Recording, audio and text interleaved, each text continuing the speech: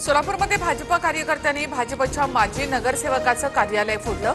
Ticket वाटपावरून झालेल्या राड्यामध्ये सरोदे गटाच्या कार्यकर्त्यांनी शंकर शिंदेंचं कार्यालय फोडलं।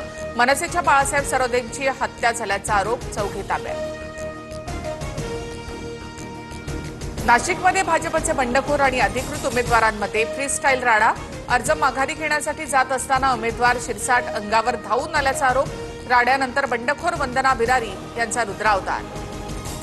अरे उमेदवार आहे तू, लाज वाटायला पाहिजे।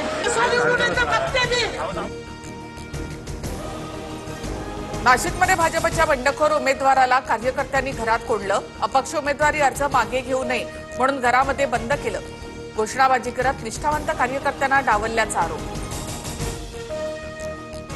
नागपुरात 2.5 तासांच्या हाय व्होल्टेज ड्राम्यानंतर किसन गावंडेंचा अर्ज मागे न घेण्यासाठी समर्थकांनी गावंडेंना काही वेळ घरामध्ये कोंडलं।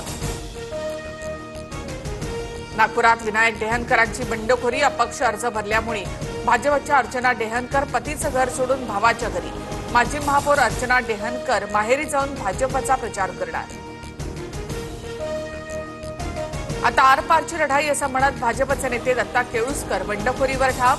केळुस्कर यांची समजूत काढण्याचा भाजपचा प्रयत्न अयशस्वी। मुंबईतील वॉर्ड नंबर 173 मधून अर्ज कायम। शिवसेना पक्षाचाच एबी फॉर्म गिळणाऱ्या उद्धव कांबळेंची निवडणुकीतून माघार। उपमुख्यमंत्री शिंदेंनी अन्याय होऊ देणार नाही असं आश्वासन दिलंय। अर्ज माघारीनंतर उद्धव कांबळे यांची प्रतिक्रिया।